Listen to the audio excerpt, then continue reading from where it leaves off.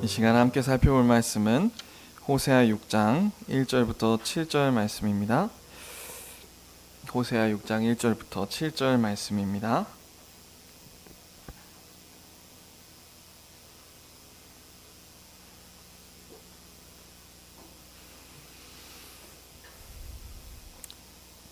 같이 읽겠습니다. 시작. 오라 우리가 여호와께로 돌아가자. 여호와께서 우리를 찢으셨으나 도로 낫게 하실 것이요 우리를 치셨으나 싸매어 주실 것임이라. 여호와께서 이틀 후에 우리를 살리시며 셋째 날에 우리를 일으키시리니 우리가 그의 앞에서 살리라. 그러므로 우리가 여호와를 힘써 여호와를 알자. 그의 나타나심은 새벽빛같이 어김없나니 비와 같이 땅을 적시는 늦은 비와 같이 우리에게 임하시리라 하니라. 에브라임아 내가 내게 어떻게 하랴? 유다야 내가 내게 어떻게 하랴? 너희의 인애가 아침 구름이나 쉬 없어지는 이슬 같도다. 그러므로 내가 선지자들로 그들을 치고 내 입의 말로 그들을 죽였노니 내 심판은 비처럼 나오느니라. 나는 인애를 원하고 제사를 원하지 아니하며 번제보다 하나님을 아는 것을 원하노라. 그들은 아담처럼 언약을 어기고 거기에서 나를 반역하였느니라. 아멘. 잠시 기도하겠습니다. 살아계신 아버지 하나님, 이 시간 성령께서 우리의 마음에 지혜와 총명을 더하여 주시옵소서. 하나님 정말 우리가 죄인인지라 하나님의 말씀을 깨닫기에는 너무나도 부족합니다. 우리가 이 시간 성령님을 의지할 수밖에 없사오니 하나님 역사하여 주셔서 하나님의 말씀을 잘 깨닫게 하시고 우리가 우리의 삶에서 살아야 할 바를 알게 하여 주시옵소서. 하나님 정말 우리 속에 있는 죄들이 날마다 기승을 부리는데 하나님 우리가 이 죄를 컨트롤할 수 없습니다. 하나님께서 붙드시고 하나님께서 은혜로 말미암아 아버지 정말 그 죄를 억제하시고 우리가 하나님의 기쁘신 뜻대로 살아갈 수 있도록 우리 속에서 역사하여 주시옵소서. 감사하며 예수 그리스도 이름으로 기도 올리옵나이다. 아멘. 원래 순서는 5장인데 6장하고 같이 보도록 하겠습니다. 이 말씀을 연구하면서 참 성경이 어렵다는 생각이 들었습니다. 어쩌면 저도 오늘 이렇게 준비를 했지만 오늘의 말씀의 답을 채 모르고 올라온 건 아닌가라는 그 생각하며 이 자리에 올라왔습니다. 그래도 진행하겠습니다. 참 신앙생활하는 것이 참 어렵습니다. 다들 공감하시죠? 이 말씀을 묵상해서 그런지 진짜 신앙생활하는 것이 너무나도 어렵다라는 생각을 했습니다. 예수님께서도 당시에 오셔서 제자들을 양육하시고 많은 기적들과 많은 가르침들을 베푸셨지만 많은 사람들이 예수님의 말씀을 듣지 못했습니다. 여기서 듣지 못했다는 것은 진짜 못 들었다는 게 아니고요, 들어도 듣지 못하고 보고도 보지 못했다는 얘기입니다. 당시 유대교를 이끌었던 종교 지도자들이 있었죠. 바리새인과 서기관들이었습니다. 참 누가 봐도 경건하게 살았고 하나님 앞에 나름 열심히 있었습니다. 그런데 예수님은 그들에게 많은 질책과 신앙이 다 헛거다라고 하는 혹독한 말씀들을 많이 얘기하셨어요. 결국에 그 바리새인들과 서기관들은 예수 그리스도를 많이 믿지 못했습니다. 소수만 예수님을 믿게 됐죠. 그리고 또 예수님은 이런 말씀도 주셨습니다. 좁은 문으로 들어가라. 넓은 문은 찾는 이가 많고 좁은 문은 작고 협착하여서 찾는 이가 적다. 그러니까 이 말씀에 일과하자면 진짜 하나님이 말하는 신앙, 그리고 우리가 걸어가야 될 그 구원의 길을 걷는 사람들은 많지 않다는 것이죠. 이것은 역사가 증거하는 바이고 특히 예수님 시대에 그런 것들이 너무나도 잘 드러났던 것 같습니다. 이런 것들을 생각할 때 우리가 한없이 작아지게 돼요. 저도 이 말씀 묵상하면서 이거 참 신앙생활이 보통 일이 아니다. 왜 이렇게 신앙생활이 어려운 거죠? 왜냐하면 우리 안에 있는 죄 때문이에요. 죄. 결국 이 죄란 녀석 때문입니다. 빨리 하늘나라 가고 싶어져요. 죄 때문에 진짜 때로는 저도 내가 지금 제대로 가고 있는 건가? 내가 정말 하나님 앞에 내 죄를 하나님 앞에 제대로 회개하고 있는 건가? 그런 생각들이 많이 듭니다. 오늘 목사님 말씀, 오전 말씀을 듣고도 그랬어요. 나 진짜 제대로 하고 있는 건가? 이런 생각이 들더라고요.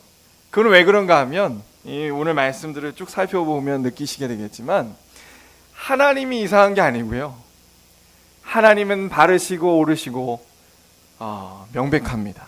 그런데 늘 우리가 불성실하기 때문이고 우리가 죄로 말미암아 눈이 가려워졌기 때문이고 구원받은 사람들에게 있어서도 그 죄가 여전히 우리를 속이기 때문이에요. 그래서 마태복음 13장에는 이렇게 얘기합니다. 우리 마태복음 13장 가보시겠습니다.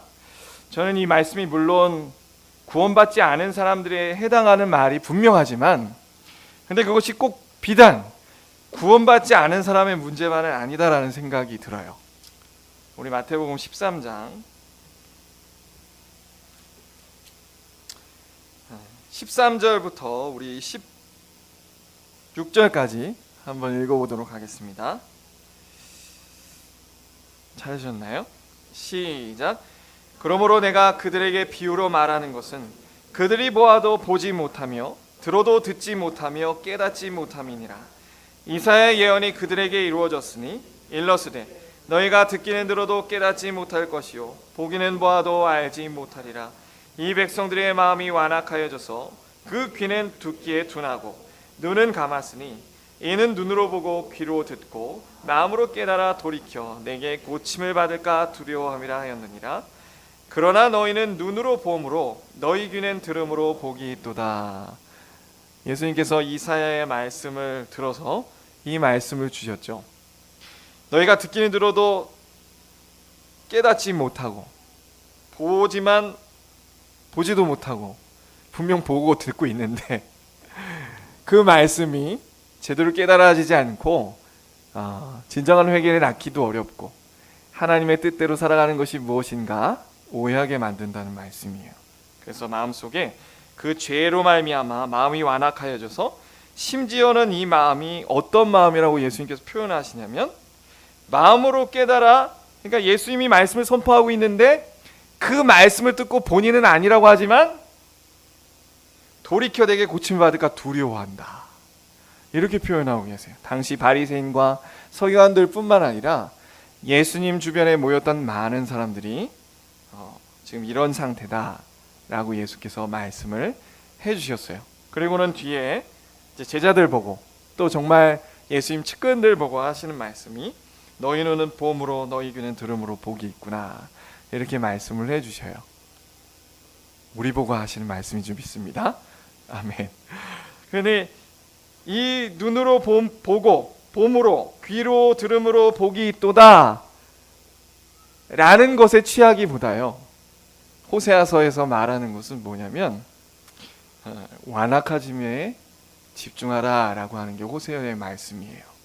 분명히 그 당시의 북이스라엘의 백성들은요 30년 후면 멸망한단 말이죠. 물론 그 속에서는 똑같이 하나님의 언약을 받은 백성으로서 많은 혜택들을 누리고 있었습니다. 정말 믿는 사람이, 정말 구원받은 사람이 있었고 구원받지 않은 사람들이 있었어요. 그럼에도 불구하고 하나님의 말씀은 동일하게 선포되었습니다. 그 가운데 하나님께서 집중시키는 것은 뭐냐면 지금 똑같잖아요. 생각해 보세요. 다 똑같은 얘기를 듣고 있단 말입니다. 똑같은 얘기를 듣고 있어요. 그러니까 진짜 구원받은 사람에게도 동일한 말씀이 선포되고 있다는 거예요.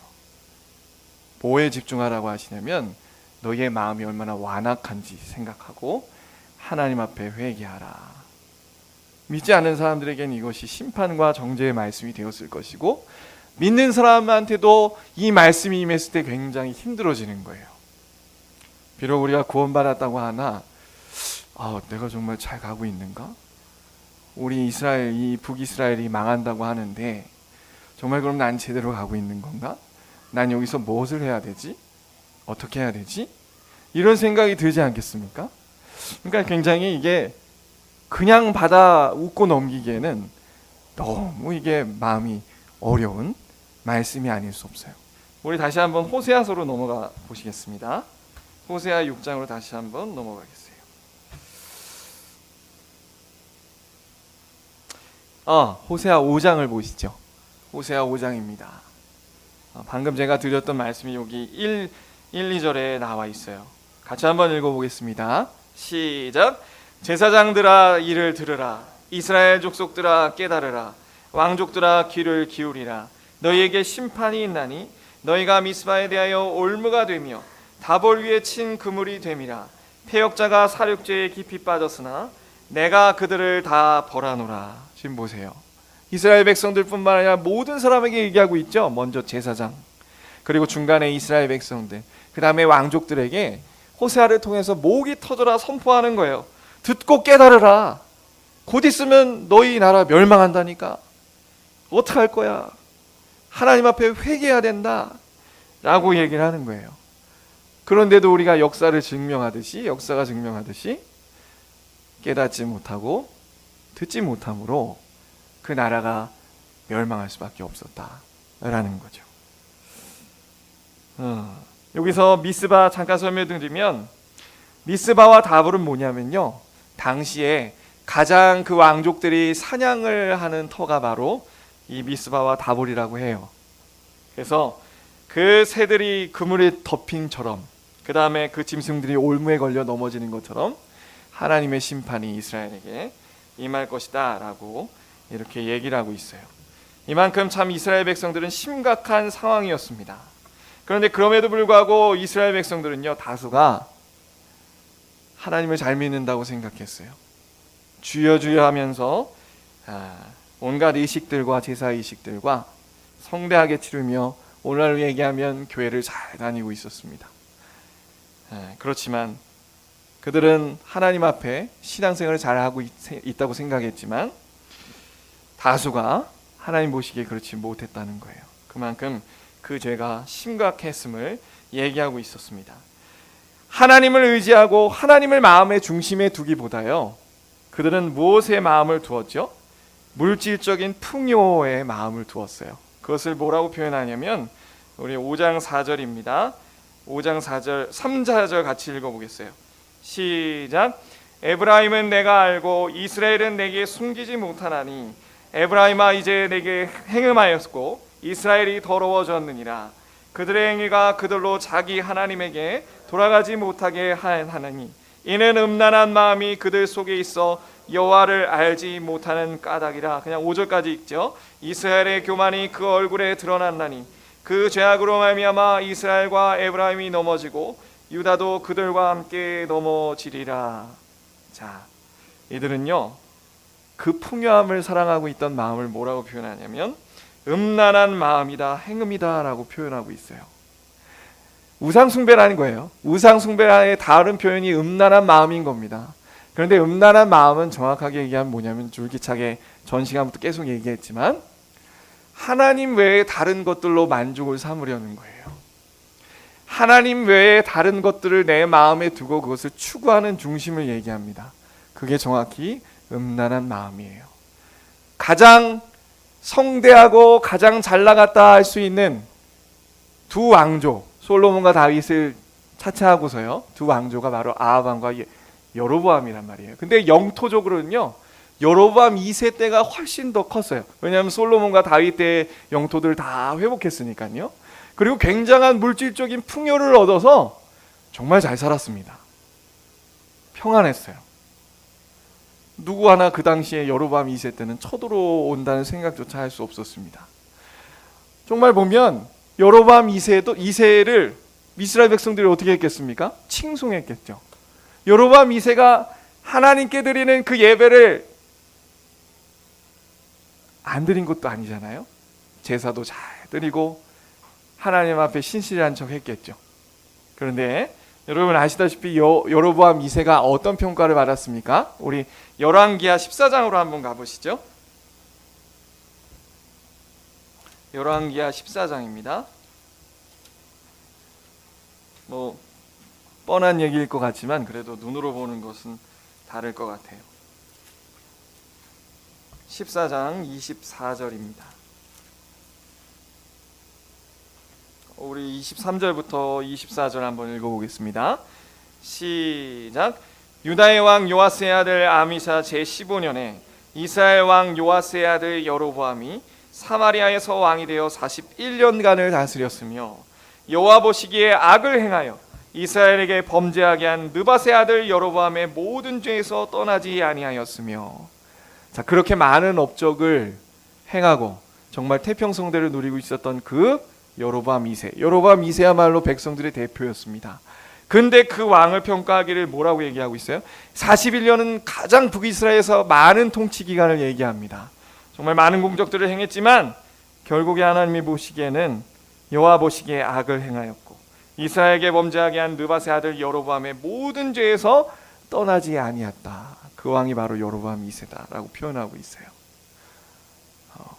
하나님이 우리나라의 한국교회를 보시면 어떤 생각을 하고 계실까요?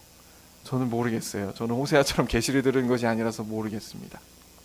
그런데 우리도 지금 굉장히 부유하게 잘 살고 있고, 우리 한국 교회 역사상 가장 큰 부유함을 누리고 있는 때죠. 네, 그럴 때에 지금 우리가 신앙생활을 하고 있습니다. 그런데 우리가 이 장면을 보면 부유할 때 조심해야 된다는 것을 생각하게 돼요. 여로보암 2세뿐만 아니라 그 이후에 오는 왕들도 다 악한 평가를 받아요. 그리고 이들은 부유함을 추구할 뿐만 아니라 다른 나라를 의지했죠. 우리가 약속이면 상식적으로 다른 나라를 의지하는 것이 맞는데, 그렇잖아요. 우리나라가 미국을 많이 의지해 왔지 않습니까? 하나님이 보는 시각은 그게 아닌 거예요. 그러니까 우리 신자들이 지금 정치 얘기를 하고 싶지는 않지만은 중요한 걸 놓치면 안 되는 겁니다. 미국이 어떻고 북한이 어떻고 서로 갑노들막하고 막 싸우고 있잖아요. 정치 색깔들이 다들 있으시잖아요. 근데 한 가지 절대 잊으시면 안 되는 것이 무엇입니까? 하나님께 달린 일이라는 거죠. 우리가 미국 편 안 들었다고 해서, 우리가 북한 편 안 들었다고 해서 그걸로 말미암아 우리가 멸망하는 것이 아닙니다. 이게 성경이 얘기하는 바예요. 물론 나름대로의 정치색이 있을 수 있고 나름대로의 논리 신념이 있을 수 있습니다. 그런데 신앙인들은 그게 핵심이 아니라는 걸 잘 알죠. 세상 사람들은 도저히 이해 못하는 거예요. 우리 죄 때문에 무슨 이 나라가 망하냐. 우리가 줄을 잘 타야지. 그러나 보십시오. 우리 15장 17절 18절입니다. 문하햄에 대해서 평가하는 장면이에요. 18, 19절입니다. 같이 읽어보겠습니다. 시작. 여호와 보시기에 악을 행하여 이스라엘로 범죄하게 한 느밧의 아들 여로보암의 죄에서 평생 떠나지 아니하였더라. 아수르 왕 불이 와서 그 땅을 치려하매 문하햄이 은 1000달란트를 불에게 주어서 그로 자기를 도와주게 하므로 나라를 자기 손에 굳게 세우고자 하여. 자, 지금 뭐라고 하고 있습니까? 분명 이 문하햄도요, 이 여로보암의 죄에서 하나도 떠나지 못했다. 평생 동안. 그러면서 아래에 표현하기를 뭘 하나 꽂고 있어요? 아수르 왕 불이 와서 땅을 치려하니까 겁을 먹고 이 문하햄의 1000달란트를 물려고 백성들을 괴롭혔어요. 부자들한테 내라고 하고. 이거를 호세아에서 이렇게 표현합니다. 우리 5장 13절이에요. 호세아 5장 13절입니다. 기가 막힌 표현이 등장하고 있어요. 제가 읽겠습니다. 에브라임이 자기의 병을 깨달았으며 유다가 자기의 상처를 깨달았고 에브라임은 아수르로 가서 야레 왕에게 사람을 보내었으나 그가 능히 너희를 고치지 못하겠고 너희 상처를 낫게 하지 못하리라. 이게 무슨 표현일까요? 보니까 여기서 표현하기를 에브라임은 대표 지파입니다. 북이스라엘에. 그러니까 이스라엘을 뜻하는 거예요. 자기 병을 깨달았다는 거예요. 그 다음에 자기의 상처를 깨달았다는 거예요. 이게 무슨 얘기일까요? 죄를 깨달았다는 얘기일까요? 아니에요. 그게 아니고 나름대로 자기 나라의 약점과 문제점을 깨달았다는 겁니다. 그래서 나름대로 하는 것이 뭐냐면 아수르로 가서 야레 왕에게 사람을 보냈다는 거예요. 다른 나라를 의지해서 이 어려움을 나름대로 해결해 보고자 했다는 거예요. 그런데 하나님은 그걸 보고 뭐라고 하시는 거죠? 악하다. 악하다는 거예요. 그러니까 세상의 논리가 하나님의 신앙에서는 통용되지 않습니다. 진짜 근본적인 원리는 다른 데 있는 거예요. 그래서 우리는 여기서 무엇을 알 수 있냐면 우리 자신의 모습들을 살펴볼 수 있게 되는 겁니다. 당시에 여로보암 2세와 그 나라의 많은 백성들이 부를 추구하고 있었어요. 이 땅에서 잘 먹고 잘 살고 싶어 했습니다. 입술로는 아니라고 했어요. 주여 주여. 아닙니다. 하나님 정말 영광 받으시고 제사 드리고 그랬다고요. 그런데 그 제사의 면모에 다 보면 음란한 이방 우상 제사와 섞여 있고, 하나님을 숭배한다고 했지만 그 의식들도 섞여 있고, 오늘날로 얘기하면은 설교단상에서 가르침들이 전해지고 그 가르침을 받은 대로 살아가는데 기복주의 신앙이 있고, 그 이방에서 얘기하는 신비주의가 있고, 또 실제 성적인 음란함이 가득한 상태로 예배드리고 있고, 그런 마음들로 가득한 채로 하나님 앞에 예배드렸다는 거예요. 그런데 우리는 이 얘기 듣고 어떤 생각이 드십니까? 어떤 분은 야 정말 내가 그런 건가? 라고 생각하실 수 있고, 어떤 분들은 나는 아니야 라고 생각하실 수 있어요. 그런데 우리 하나 더 얘기해야 될 것은 무엇이냐면, 그들도 자신들이 잘하고 있다고 확신했다는 거예요. 잘하고 있다고 확신했다는 겁니다. 어떻게 사람이 그럴 수 있을까? 분명히 하나님의 율법이 잘 선포되고 있었을 것이고, 제사장들도 있었을 것이고, 잘 선포되진 않았겠죠. 어떻게 이 지경까지 이를 수 있었겠는가? 역시나 죄 때문입니다. 또다시 죄 때문이에요. 여러분, 죄가 우리를 어떻게 집어삼키는지를 생각하시고 기억하시고 경계하셔야 됩니다. 죄의 첫 번째 단계는요, 존 오웬의 책에 의하면, 저는 이런 거 잘 성경 봐도 잘 백날 깨어나도 모릅니다. 존 오웬에 의하면 죄가 우리를 집어삼키는 첫 번째 단계가 무엇인가? 속임이라고 그래요. 속임. 뭐라고요? 속임. 그러고 보니 생각해 보니까 맞는 거예요. 첫 아담이 범죄할 때 어떤 일이 있었죠? 속았어요. 속았어. 속임의 단계가 있다는 거예요. 그러니까 다른 말로 얘기하면 죄가 우리를 유혹하는 거예요. 먼저 우리를 유혹한다고요. 우리를. 그러면 우리가 그 죄로 말미암아 우리가 속임을 당하면 어떻게 되는가? 내 생각과 감정이요, 오판하게 되는 건데, 사실을 사실로 아니게 보는 거죠. 그게 눈으로 봐도 보지 못한다는 얘기입니다. 다시 말하면 자신의 상태가 하나님 보시기에 비참하고 거지와 같은데 나는 괜찮아, 하나님이 나를 괜찮다고 하시오, 착각하는 거죠. 또 우리의 교회가 병들고 멍들었는데, 한국 교회가 병들고 멍들었는데 평안하다 외치는 거예요. 그 상황이 자신들이 보기에는 하나님이 보시기에 합당하고 괜찮고 우리는 잘하고 있다라고 얘기하는 것들이에요. 그러나 사실 북이스라엘도 그렇게 외쳤지만 하나님이 보시기에는 그들은 당장에 심판받아야 마땅할 정도로 속속들이 죄가 그들을 장악하고 있었습니다. 구원받은 사람의 입장에서 따져보면 어떤 상태죠? 죄의 상대적인 지배 가운데에 아주 오랜 시간 동안 놓였다는 거예요. 이걸 뭔가 그냥 딱 하나 콕 집어서 얘기하면 무엇이냐면, 내가 습관적으로 넘어지는 죄를 그것이 죄인지도 모른 채 즐기고 있다는 얘기예요. 그냥 그렇게 보면 딱 맞습니다. 그런 상태가 바로 음란한 마음이 우리를 가득 사로잡고 있다. 물론 구원받을 수 있어요. 왜냐하면 우리는 예수 그리스도를 믿음으로 말미암아 절대적인 지배에선 벗어난 거거든요. 그러나 신자도 그와 방불하게 오랜 시간 동안 있을 수 있어요. 그게 다윗이죠. 다윗 제법 오래됐거든요. 밧세바를 범하고 간접살인 저지르고요, 아주 오랫동안 자기 괜찮은 줄 알고 살았단 말이에요. 하나님 앞에 회개하지도 못하고. 우리도 그런 상태에 놓일 수 있다는 겁니다. 야고보서 1장 가보시죠. 그러니까 죄가 얼마나 우리를 갉아먹고 무서운지 우리가 이걸 잊어먹어서는 안 될 것 같아요.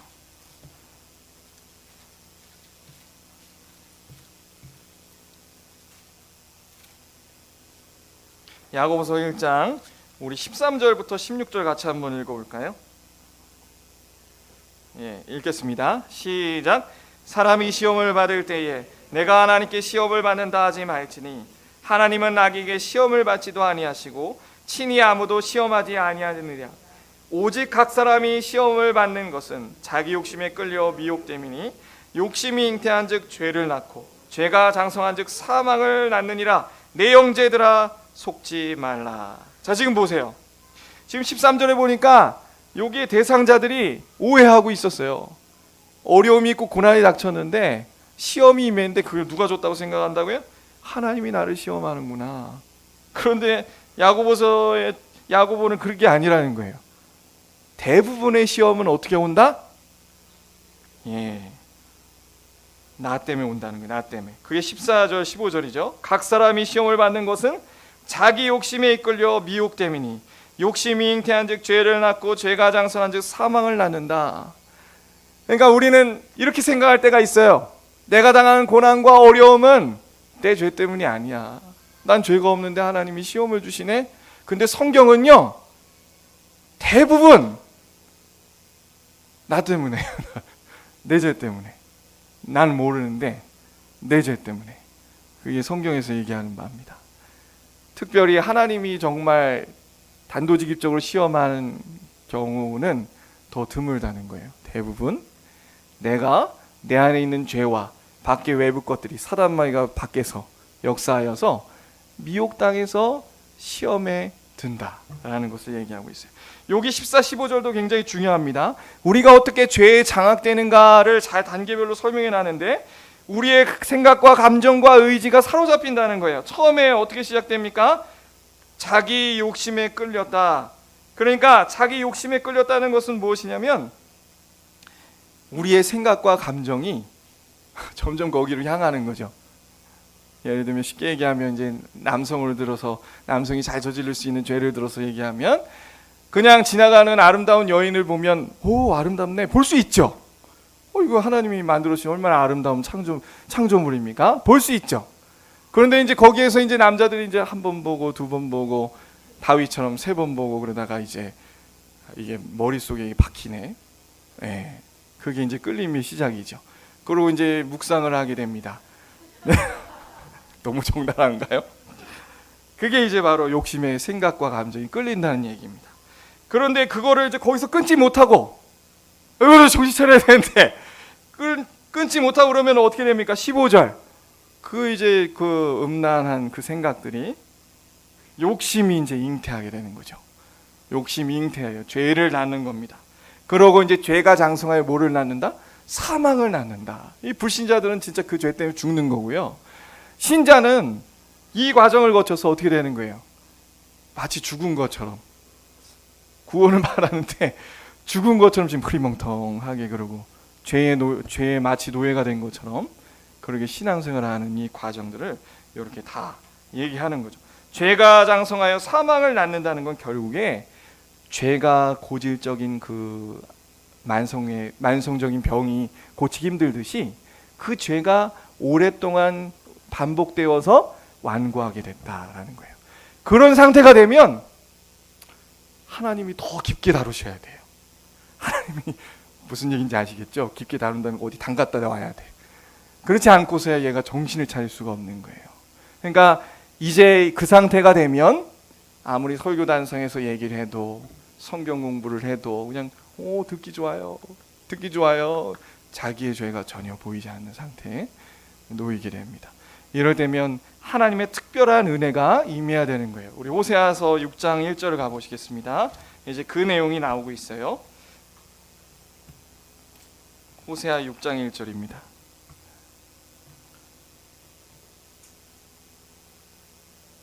아, 5장 5절부터 보시면 그 완고한 죄에 완고한 얽매여 있는 상태를 뭐라고 하냐면 이스라엘의 교만이 그 얼굴에 드러났나니 그 죄악으로 말미암아 이스라엘과 에브라임이 넘어지고 유다도 그들과 함께 넘어진다.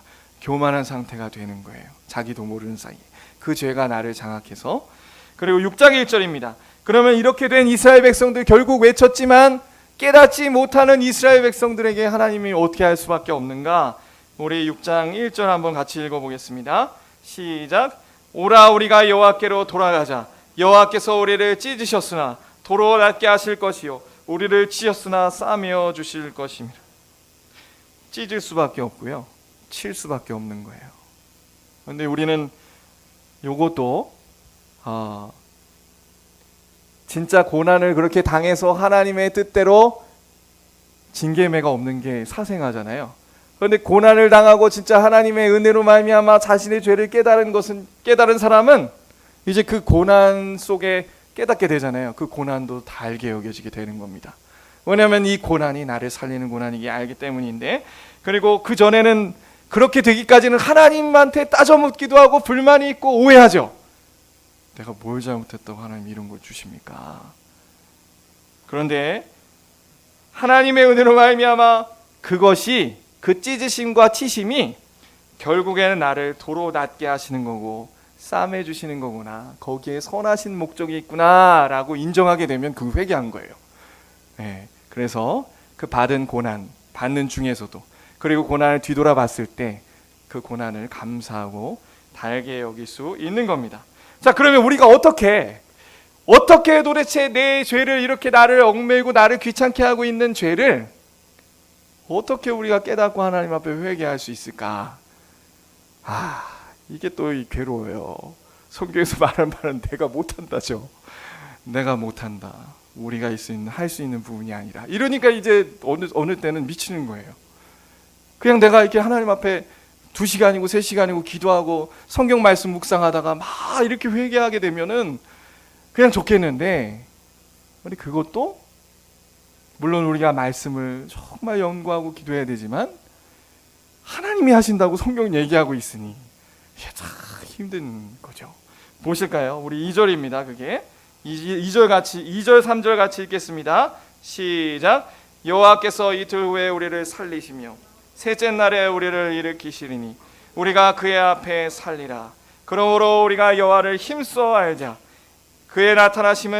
여호와를 알자. 그의 나타나심은 새벽빛같이 어김없나니 비와 같이 땅을 적시는 늦은 비와 같이 우리에게 임하시니라 하니라. 4절도 읽겠습니다. 에브라임아 내가 내게 어떻게 하랴. 유다야 내가 내게 어떻게 하랴. 너희가 이내가 아침 구름이나 쉬 없어지는 이슬 같도다. 자, 지금 보세요. 2절에 우리가 어떻게 하면 산다고요? 여호와께서 이틀 후에 우리를 살리실 것이다. 셋째 날에 여호와께서 우리를 일으키실 것이다. 그로 말미암아 우리가 그 앞에서 제대로 신앙생활을 하게 되리라 라는 얘기예요. 자, 보세요. 여기서의 중요한 것은 뭐냐면 이틀과 셋째입니다. 뭘 얘기할까요? 하나님의 때가 있다는 거예요. 이틀과 셋째, 하나님의 때가 있다는 거예요. 하나님이 다시 죄 가운데 얽매였던 이 죄인들을 다시 한번 회복해야 할 것은 힘이 하나님의 뜻에 달렸다라는 것을 선언하는 겁니다. 그러니까 우리는 내 스스로가 내 죄를 깨닫고 정말 하나님 앞에 내가 스스로 회개할 수 있어 라고 생각하면 안 되는 거예요. 그건 교만입니다. 사실 우리의 구원의 원리가 그렇잖아요. 우리가 구원받는 것이 뭐 나의 선행과 나의 어떤 잘남이 아니잖아요. 신앙생활도 똑같다고 얘기하는 거예요. 우리가 결국에 진짜 구원받을 수 있는 것은 전적인 하나님의 은혜로 말미암아 우리가 사는 것이다. 우리가 예수 그리스도와 함께 연합하여서 예수 그리스도를 죽은 자 가운데서 살리신 그 성령의 영이 우리 가운데 역사하실 때, 강력하게 역사하실 때 우리가 다시 한번 살아나고, 그저 살아나는 것뿐만 아니라 하나님의 기뻐하신 뜻대로 살리라 라는 것을 얘기하고 있습니다. 그리고 동시에 하나님께서 우리 가운데 역사하시면요, 2가지 현상이 일어나는 거예요. 뭐냐면 하나님을 힘써 알아가게 되는 특징이 나타나요. 여기 힘써 알라라고 얘기했는데 이거는 정말 하나님을 나의 구원자시오 고백하는 사람들이 취해야 될 태도죠. 내가 정말 그 하나님을 인격적으로 경험했던 안 했던 우리는 하나님을 힘써 알아가야 됩니다. 하나님의 은혜를 구하며 하나님 어떤 분이신지 알려주세요 라고 힘써 알아가야 됩니다. 그런데 그렇게 알아갈 때에 하나님의 은혜로 말미암아 어떤 현상이 발생하냐면 하나님이 어떤 분이신 줄 알 뿐만 아니라 내가 하나님 앞에 얼마나 죄인 줄 깨닫게 되는 거예요. 다 아시는 얘기죠? 여기 이렇게 얘기하고 있어요. 보세요. 그러므로 3절입니다. 그러므로 우리가 여호와를 알자. 힘써 여호와를 알자. 그의 나타나심은 새벽빛같이 어김없나니 비와 같이 땅을 적시는 늦은 비와 같이 우리에게 임하시리나. 이건 지금 뭘 얘기하고 있을까요? 새벽마다 빛은 해는요 어김없이 떠요. 그리고 땅을 적시는 늦은 비, 추수할 때의 늦은 비가 너무 중요하다고 하죠. 늦은 비는 봄비를 얘기합니다. 이른 비는 가을비고요. 추수 시작할 때 내리는 비가 가을비고, 그런데 그것만 있으면 안 되고 늦은 비인 가을비가 있어야 풍성한 수확을 거둘 수 있어요. 근데 그 비는요, 우리가 농사 지으신 분들은 더 잘 아시잖아요. 너무 그 날짜가 일정하게 내리잖아요? 아닌가요? 제가 알기로 그렇게 들었어요. 그래서 예로부터 우리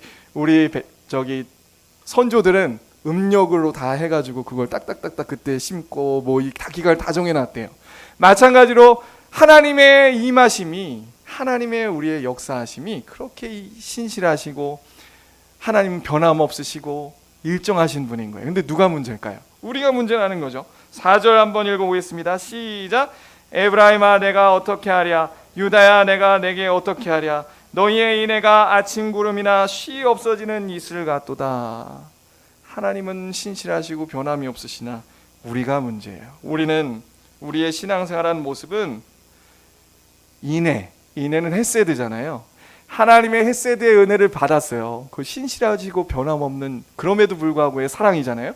받은 우리도 하나님을 그렇게 마음을 다하고 목숨을 다하고 뜻을 다하여 섬겨야 하나?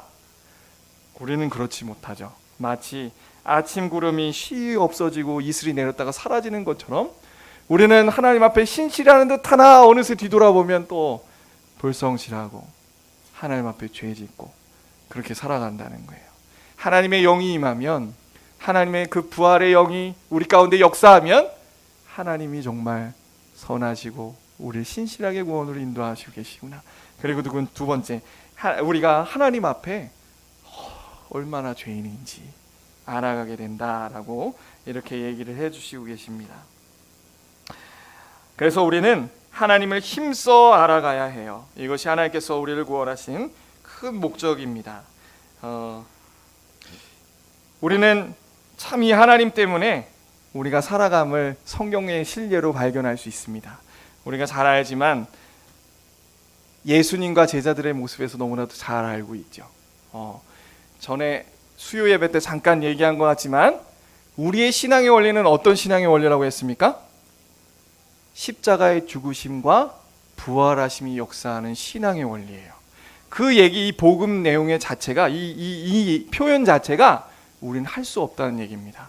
그래서 하나님께서 이 땅 가운데 신이 예수, 그의 아들이신 예수 그리스도께서 성육신 하셨어요. 왜? 우리 스스로는 절대 죄에서 헤어나올 수 없으니까.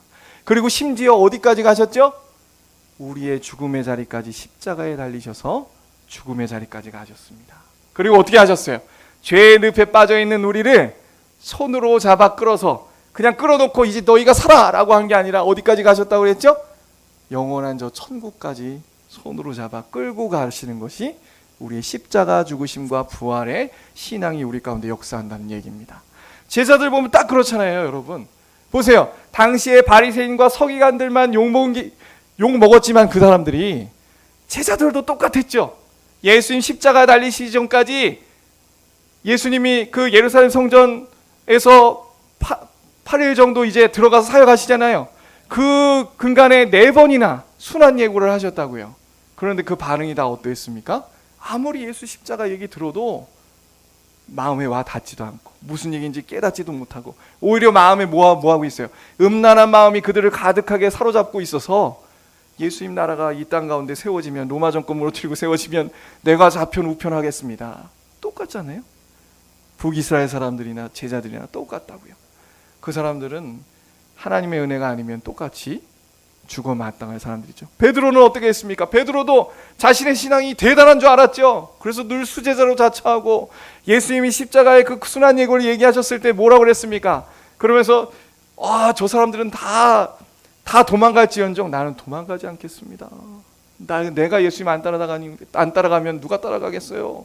그러자 예수님께서 말씀하시죠. 아니야 베드로야, 너 내가 끌려가면 닭이 3번 울기 전에, 맞나요? 한 번 울기 전에? 3번 울기 전에, 3번 울기 전에 3번 부인할 거야. 진짜 베드로는 보세요. 그 말씀이 없었다는 베드로 어떻게 됐을까요? 유다처럼 자살하지 않았겠어요? 저는 충분히 가능성이 있다고 얘기합니다. 가능성이 있다는 거지 기정사실로 받으시면 안 되고요. 여기까지만 얘기하겠다.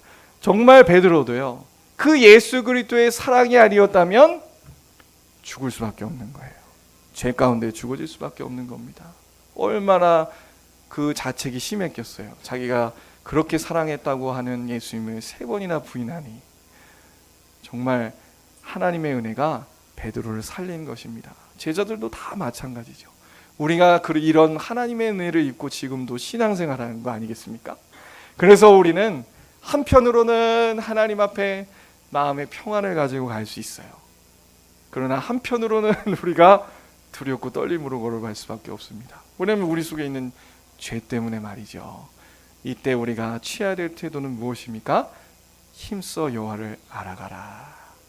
우리 아까 호세아서 5장의 3절인가 4절의 내용에 보면 그들이 그렇게 음란한 마음으로 살아가는 근본적인 이유가 분명히 뭐라고 나와 있죠?